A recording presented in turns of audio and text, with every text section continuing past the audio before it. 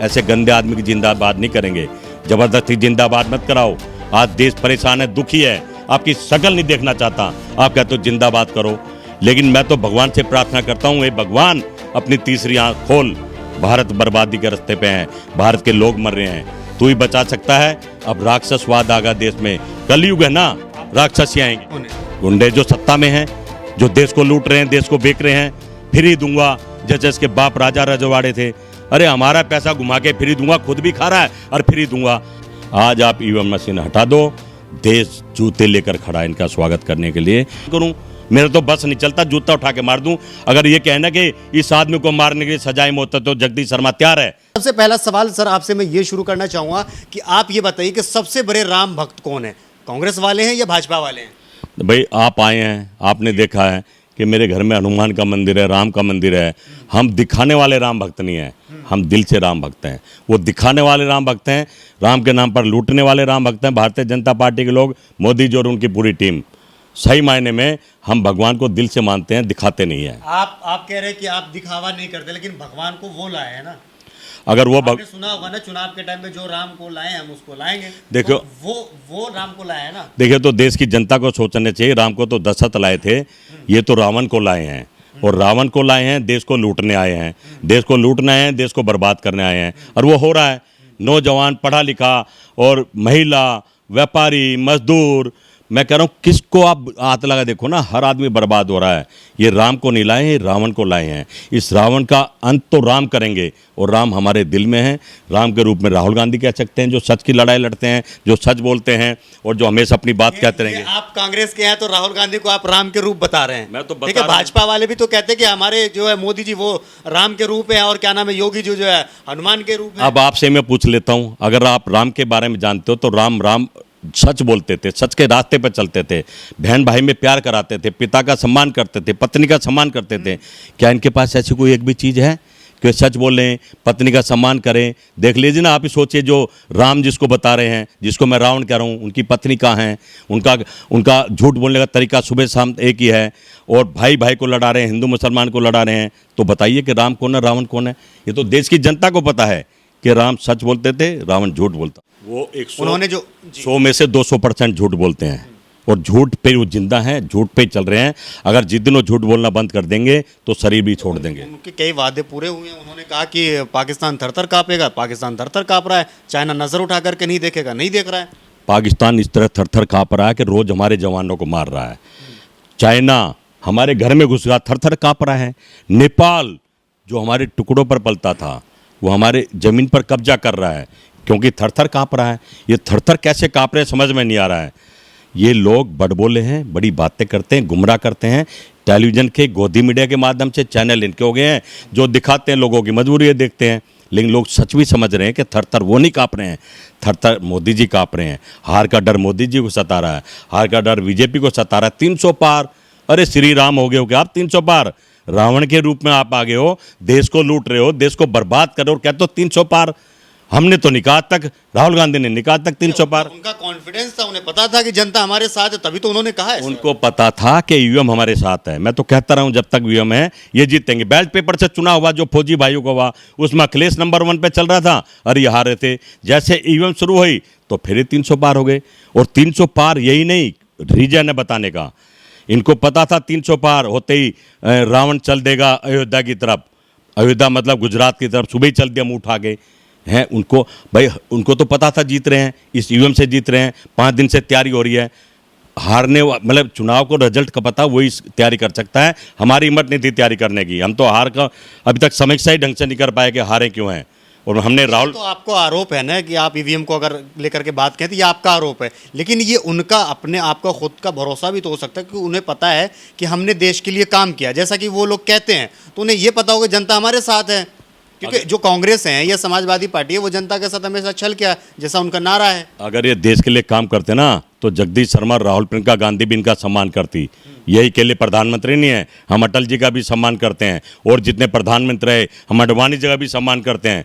ये तो सम्मान लेना जानते हैं भाई। ये किसका सम्मान नहीं करना? जो घर में सम्मान ना कर सके बाहर क्या करेगा? सही मायने में मोदी का सम्मान क्यों नहीं करते? क्यों करें भाई? अरे एक झूठे आदमी का सम्मान करके हम भी झूठ में घुस जाएं क्या?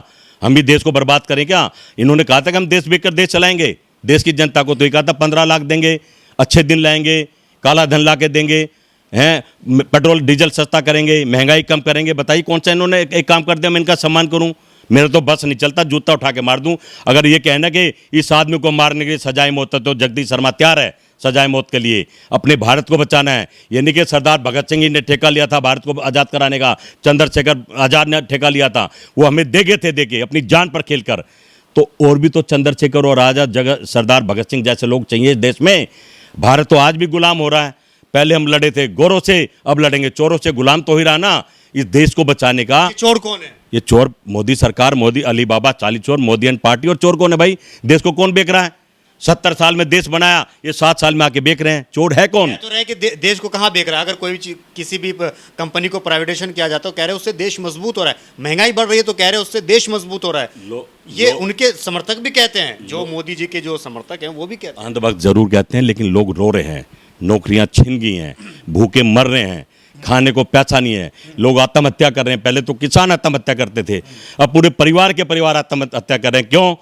कि भीख नहीं मांग सकते, भिखारी नहीं है, मेहनत की अपने बच्चों को खिलाना चाहते हैं, रोटी नहीं दे पा रहे हैं, माँ बाप शर्मिंदा होकर बच्चों के साथ मर रहे हैं। आपकी मीडिया में भी देखते होंगे ना आप, ऐसा हो रहा है। पहले तो किसान ही फांसी खा रहा था, क्योंकि इन्होंने किसान के घिट्टी में गला ठोक दिया, कहा था किसान को डबल आए देंगे। अब झूठ बोल रहा है। अब ये बताइए कि 300 पार हो गया, किसान, मुसलमान, हिंदू सभी ने इनको वोट दे दिया। अरे देश का तो बुरा हाल था, ये 300 पार चल रहे हैं। इनको तो फोबिया है जीतने का। चाहे लोग मरे, भारत मरे, किसान मरे, जवान मरे, मजदूर मरे, व्यापारी मरे, हिंदुस्तान मरे, पर इनको जीत जरूर चाहिए। ये जीतने के लिए आए थे, लेकिन लोगों का दिल नहीं। एक चीज़ है सर, आप कांग्रेस वाले हैं, थोड़ी तो तारीफ कर लीजिए ना मोदी जी को। उन्होंने कई काम किए जिसमें शौचालय भी तो शामिल है। देखिए थोड़े से तारीफ कर लीजिए, इतना भी विरोध करके क्या मिलेगा? तारीफ मैं लंदन में था तो एक भाई ने पूछा आप कहाँ रहते हैं? मैं हिंदुस्तान में रहता हूँ, भारत का रहने वाला हूँ। अरे वो भारत जहाँ टॉयलेट पे लड़ाई हो रही है, टॉयलेट ही नहीं है तुम्हारे यहाँ पे। और मैंने भाई मेरे यहाँ 7 स्टार होटल भी हैं, 5 स्टार होटल भी हैं, ये टॉयलेट तो हमारे मोदी की चुनाव जीतने की झूठ बोलने की प्रक्रिया, अच्छे टॉयलेट हैं। विदेशों में हमारी इतनी प्रशंसा हो रही थी, मैं इनका सम्मान करूं। हमारे मजाक बना रहे थे कि ये ऐसे पिछड़े देश के लोग आए हैं, यहाँ टॉयलेट ही नहीं इनके देश में। तो भाई सोचो ना कि आदमी अपनी सत्ता के लिए कितना झूठ बोलता, कितना गुमराह करता है। लोग हंसते हैं हमारे पर, विश्व गुरु पर हंसते हैं, हमें शर्म आती है। विश्व गुरु कहने की से विश्व गुरु नहीं बनते, कर्मों से विश्व गुरु बनते हैं। ये तो इतिहास खत्म करने आए हैं, ये तो नथुराम गोडसे को भगवान बनाने आए हैं, महात्मा गांधी को हत्यारा करने आए हैं। इनका हम भरोसा करें, इनकी तारीफ करें? नहीं होती तारीफ, कहते हैं कि नहीं होती तारीफ। पूरी दुनिया में जो है दबदबा है। अरे पैसे देख के लोग जिंदाबाद जिंदाबाद आज वो भी रो रहे हैं। देखा होगा आपने अमेरिका में हॉडी मोडी उनके बच्चे यूक्रेन में फंसे थे ना, रो रहे थे। ये चुनाव में लगे थे, वो बच्चे वीडियो भेज रहे थे, हम नहीं भेज रहे थे। 4 मंत्री 2 जहाज लाकर कह रहे थे 20,000 आदमी आ गए और कहते हैं मोदी जिंदाबाद। बच्चों ने जवाब दे दिया, ऐसे गंदे आदमी की जिंदाबाद नहीं करेंगे, जबरदस्ती जिंदाबाद मत कराओ। आज देश परेशान है, दुखी है, आपकी शक्ल नहीं देखना चाहता, आप कहते हो जिंदाबाद करो। लेकिन मैं तो भगवान से प्रार्थना करता हूँ, हे भगवान अपनी तीसरी आंख खोल, भारत बर्बादी के रास्ते पे है, भारत के लोग मर रहे हैं, तू ही बचा सकता है। अब राक्षसवाद आ गया देश में, कलयुग है ना, राक्षस ही आएंगे। कि भगवान तीसरी आंख खोल। मोदी जी तो सोते नहीं, 18 घंटा काम करते हैं। अगर 18 घंटे काम करते रहे, 2 ही घंटे ढंग का काम कर ले, अच्छा काम कर ले, देश बनाने की बात कर ले, देश बेचने की बात कर ले, तो भी हम सम्मान करेंगे। ये तो 18 घंटे देश बेचने की पॉलिसी बनते हैं। ये कहते हैं हमने एम्स बना दिए, एम्स बनते बाद में है और उसको बिकने की तैयारी पहले शुरू आती है। अभी मैंने देखा टेलीविजन लंबे लंबे उत्तर प्रदेश में रोड बना दिए। जब कांग्रेस रोड बनाती थी ना तो एक बार टैक्स लेती थी, अपनी जनता को समर्पित करती थी। आप यहाँ से लखनऊ जाइए, 1200-2000 रुपये तो टैक्स पे लोग ले लेते हैं। रोड तो ठेकेदार बना रहे हैं, उनको पैसा मिल रहा है, लूट रहे हैं, वो भी लूट रहे हैं, ये रोड टैक्स भी ले रहे हैं और टोल टैक्स भी देना पड़ रहा है। ये इनका विकास है। तो ऐसा विकास भारत को नहीं चाहिए, भारत के लोगों ने चाहिए। रोजगार है नहीं तो रोड पे जाओ तो पैसे लेंगे, टोल के पैसे लेंगे, रोड टैक्स लेंगे, गाड़ी नहीं लोगे। तो चारों तरफ से लूट रहे हैं, दोनों हाथों से लूट रहे हैं। अब हमें देखना है कि लूटते कब तक है, इनका पेट भरेगा या नहीं भरेगा, देखना यह है। तक मैंने देखा आपने जितनी बातें बताई हैं भाजपा के खिलाफ, आपने धर्म का भी नाम लिया कि भाजपा जो है धर्म की राजनीति करती है, तो ऐसा इस देश में कब तक चलेगा? ये आप किस तरीके से इसको देखते हैं? ऐसा इस देश में जब तक चलेगा जब तक ईवीएम मशीन है। आज आप ईवीएम मशीन हटा दो, देश जूते लेकर खड़ा है इनका स्वागत करने के लिए। लेकिन अब तक तो डरे हुए हैं। आज तो सुप्रीम कोर्ट, हाई कोर्ट, छोटे कोर्ट, सब जज भी डरे हुए हैं इनसे ये पता नहीं क्या कर दे, क्या आरोप लगा दे। एक चीफ जस्टिस को आरोप लगाया था लड़की छेड़ने का, और उसको राज्यसभा में ले लिया और उससे अपने सारे ऑर्डर करा लिए जो जो कराने थे। ये लोग तो लोकतंत्र के हत्यारे हैं, संविधान का मजाक उड़ाने वाले हैं। अभी मैंने केजरीवाल के खिलाफ हाई कोर्ट में याचिका लगाई। हमारे हाई कोर्ट के जज साहब कहते हैं नहीं, हमारे पास टाइम नहीं, हम सुनेंगे नहीं। अरे देश का प्रधानमंत्री उसको आतंकवादी कह रहा है, गृह मंत्री चिट्ठी लिख रहा है मुकदमा दर्ज करो। और सच बात है, कहीं ना कहीं वो जुड़ा भी है, पैसे भी लाया, उसके घर भी ठहरा है।